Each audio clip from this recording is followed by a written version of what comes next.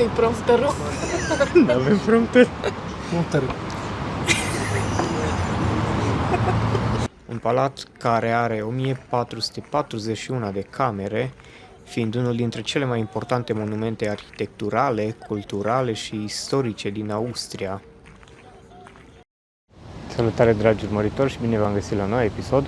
Eu sunt Cristian, iar pentru astăzi am pregătit un episod care merge direct în playlistul de diverse, pentru că nu este nici traseu de drumeție, nici traseu cu mașina prin țară, ci este un traseu în afara țării, în principal prin Viena.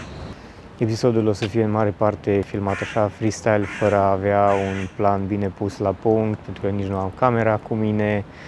Filmez în principal cam ce mai apuc să vizitez prin oraș după ce ies de la muncă. Deci, în mare parte, o să fie filmări cu telefonul. Mai și testez niște jucării noi pe care le-am primit. Mersi, băieți! Pentru cei care vor să vină într-un city break la Viena, o să vă prezint cam ce locuri merită vizitate și diverse sfaturi practice care să vă ajute în principal cu deplasarea prin oraș. Înainte de a începe să ne deplasăm pe la punctele pe care vrem să le vizităm, este bine de știut că cel mai bine vă deplasați prin oraș utilizând transportul în comun. Cu mașina o să fie destul de costisitor, pentru că nici parcările nu sunt tocmai ieftine și nici tocmai accesibile, mai ales prin zona de centru. Cel mai rentabil ar fi să vă luați un abonament. Este abonament pe 7 zile, care poate fi cumpărat de la gurile de metrou sau online. Cu acest abonament aveți transport nelimitat pe toate mijloacele de transport, trenuri, metrouri, autobuze, și o să vă puteți deplasa în mare parte oriunde doriți prin oraș. V-aș recomanda să vă cumpărați abonamentul online, pentru că este mai ieftin. Eu mi-am luat online pe 7 zile și a costat 19 euro, în timp ce același abonament cumpărat de la gurile de metrou costa aproape 23 de euro. Pentru început trecem pe la Palatul Justiției, principala clădire a Curții Supreme a Austriei, clădire ridicată secolul XIX. Dacă sunteți interesați să faceți o vizită la palat, să știți că intrarea este gratis, doar că programul este unul destul de scurt, zilnic de la 8 dimineața până la 3:30 doar.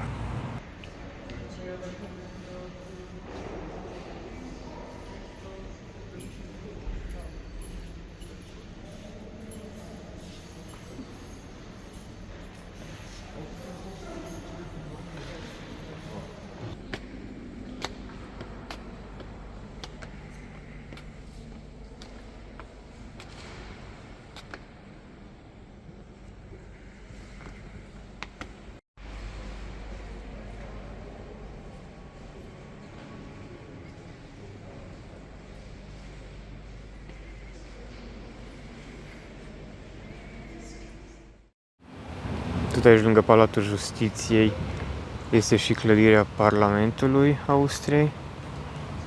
Aici suntem în lateralul ei, o să mergem în față să vadă mai bine.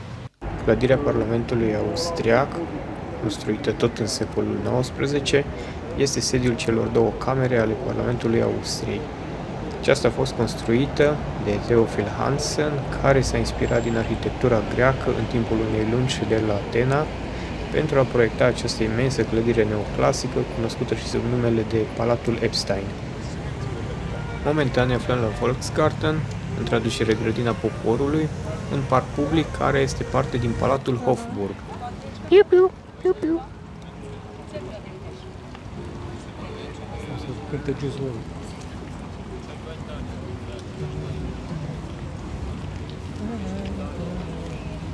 Parcul se află chiar peste drum de clădirea Parlamentului.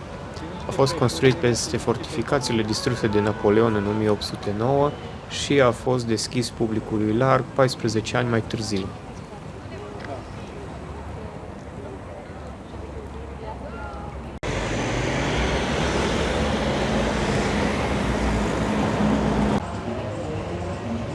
probabil vă gândiți că ăsta o fi ceva palat sau caselă. De fapt, asta e primăria orașului. Biserica Votiv este o biserică în stil neogotic care se găsește la câteva străzi distanță de Volksgarten. În urma unui atentat de asasinare asupra împăratului Franz Joseph, fratele acestuia a cerut construirea acestei biserici în semn de mulțumire lui Dumnezeu pentru că i-a salvat viața fratelui său. Ești în direct. Spune că e un spârc. Bună seara, este ora 8:30 în Viena, în centrul Vienei.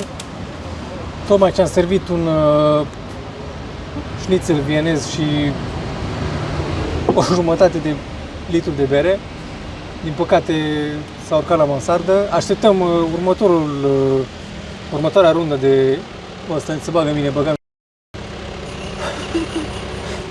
Așteptăm următoarea rundă de bere și un mic desert. Și predau ștafeta colegii mele, de fapt legătura colegii mele aici în direct. Bună seara și bine v-am găsit la un nou episod. Ce să mai zic? Unde-i prompterul? N-avem prompter. Prompter.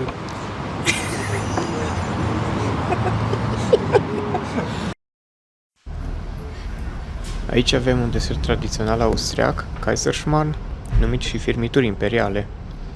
Avem mici bucățele de clătite care sunt servite cu un gem de fructe.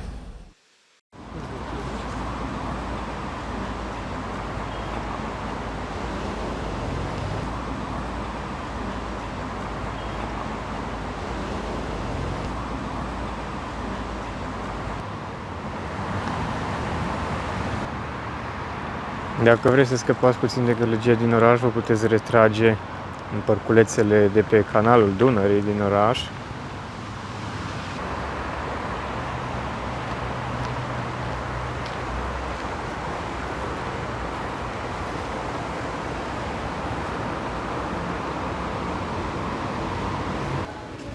La două străzi de canalul Dunării care trece prin oraș, la această clădire foarte interesantă, Hundertwasserhaus. Este o clădire de apartamente finalizată în 1985, după conceptul și ideile unui artist austriac.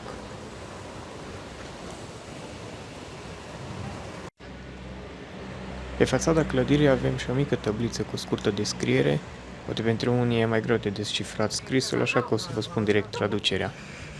Și zice în felul următor. Aceasta este casa unde pentru prima dată în istorie oamenii și natura trăiesc în armonie, având drepturi egale. A fost creată de artistul Friedensreich Hundertwasser și de artistul Josef Kramino, sper că nu le-am pocit numele, și reprezintă punctul de început al clădirilor artistice create de Hundertwasser în Austria și în alte țări. Astăzi, mai presus de orice, acesta este un loc unde milioane de oameni din toată lumea devin conștienți de dorul lor pentru o viață în armonie cu ei înșiși și cu natura. Începând de aici, fiecare își ia speranțe noi și le duce înapoi la casa lor, în propria țară.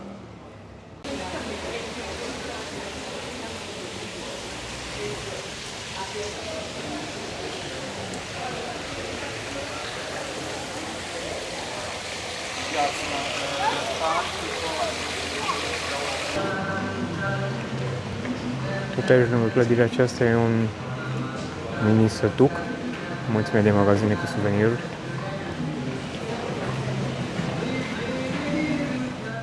Pentru următoarea locație vizitată ne deplasăm cu metroul până la stația Donauinsel, care este chiar deasupra Dunării.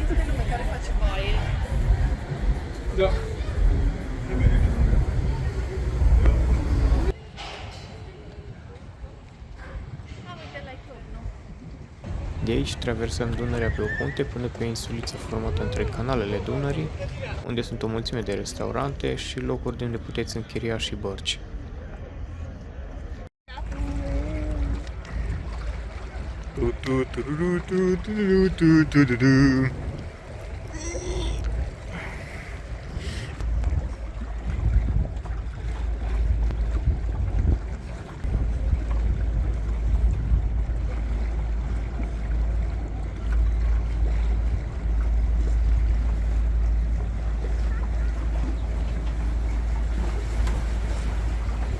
trecut!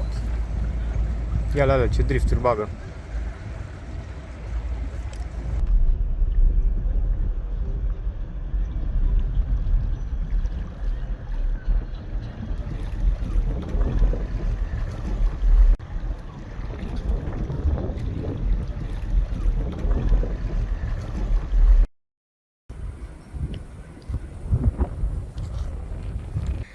Bă. Să nu sară.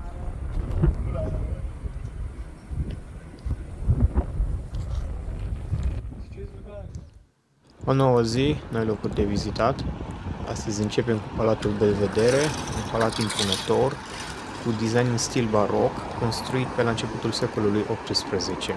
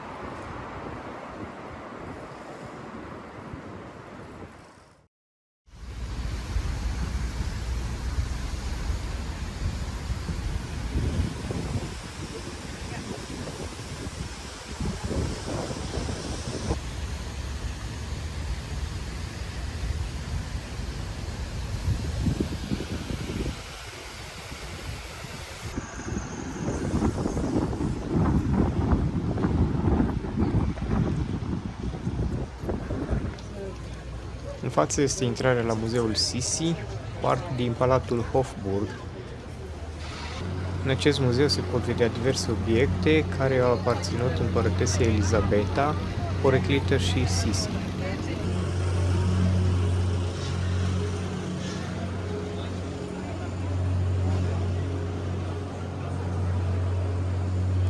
Acesta este Palatul Hofburg, construit în secolul XIII, fiind în trecut reședință imperială de iarnă, ca și alternativă pentru Palatul Schönbrunn, care era reședință imperială pe timpul verii.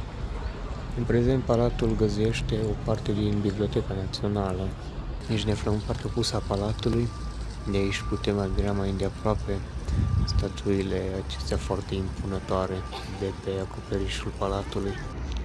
Această poartă imensă cu 5 arcade datează din anii 1800 și a fost construită pentru a înlocui pe cea distrusă de armata lui Napoleon.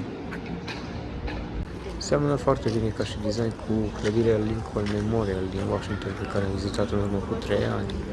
Dacă sunteți curioși să aruncați o privire pe acel video, puteți accesa notificarea de sus. Aici suntem în piața Maria Tereza, care are de-a dreapta și de stânga două clădiri care se aseamănă izbitor. Acesta este Muzeul de Istoria Artei, iar în partea stângă avem Muzeul de Istorie Naturală. Iată, ne ajung și la Palatul Schönbrunn, principala reședință de vară a liderilor Habsburgi. Un palat care are 1441 de camere, fiind unul dintre cele mai importante monumente arhitecturale, culturale și istorice din Austria. Palatul, împreună cu grădinile care aparțin de acesta, se întinde pe o suprafață de aproximativ 160 de hectare, iar în cadrele următoare o să încerc să vă prezint cât mai mult din suprafața acestuia, plus un tur în interiorul palatului.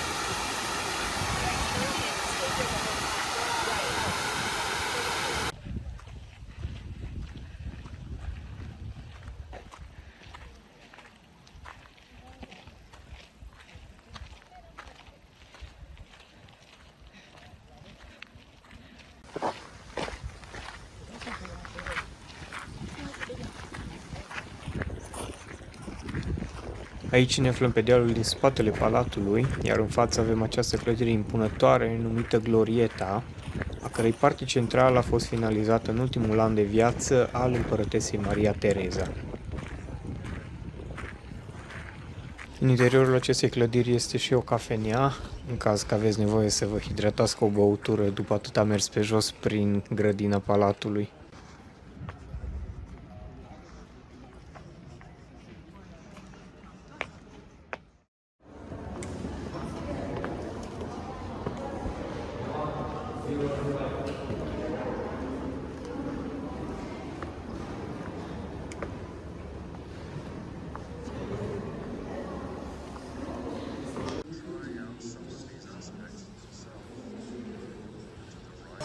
Nu știu dacă ați remarcat, dar mobilierul și decorațiile de aici seamănă izbitor de bine cu cele din Castelul Peleș, în caz că ați fost deja pe acolo. Dacă nu, puteți să accesați notificarea din partea de sus și să vedeți videoclipul pe care l-am făcut și de acolo.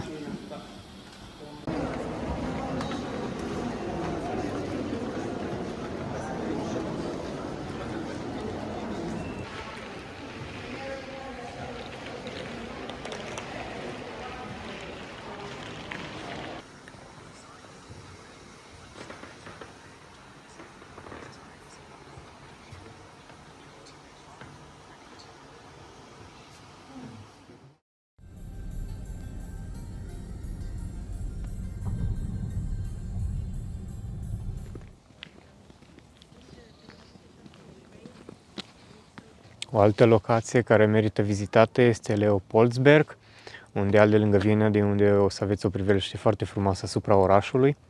Puteți ajunge aici și cu autobuzul din oraș. Aveți de schimbat, cred că vreo 2-3 autobuze și faceți cam o oră jumate, dar o să se merite pe deplin, pentru că o să aveți o priveliște foarte frumoasă.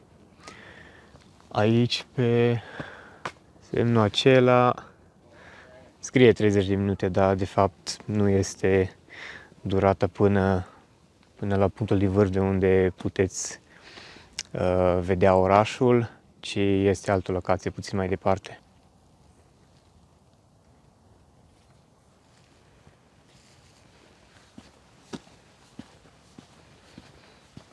Wow!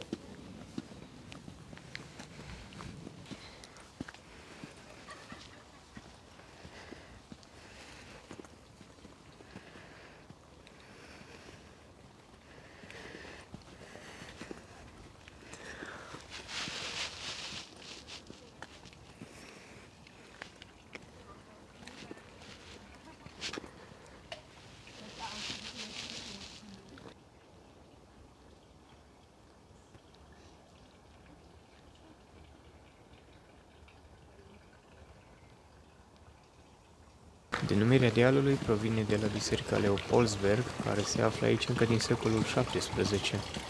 Tot aici este și un izvor, în caz că ați rămas fără apă.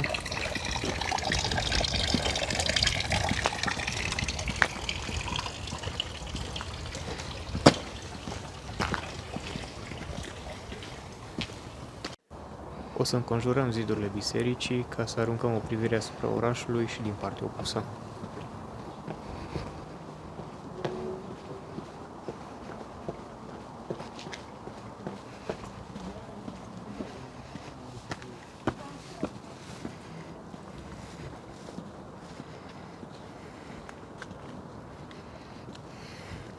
Și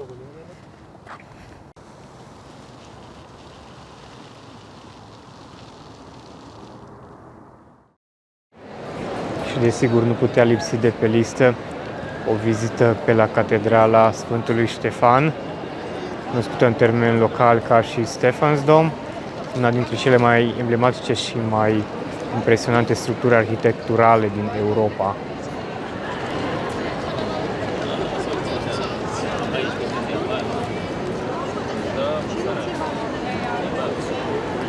Construcția catedralei a început în secolul al XII-lea, iar turnul...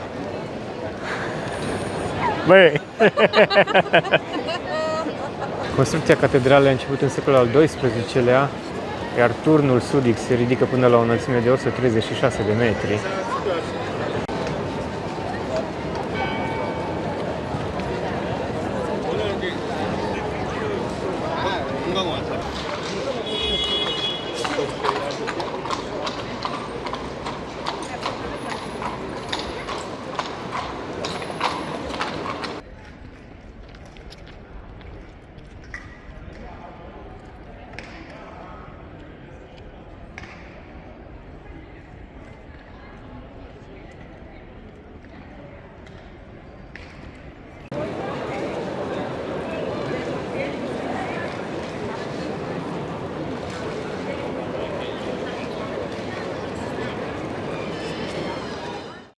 Și punem aici punct și acestui episod. Dacă ți-a plăcut, nu uita să lași un like, un comentariu, să te abonezi la canal și să distribui și cu prietenii tăi. Până data viitoare, eu vă urez numai bine!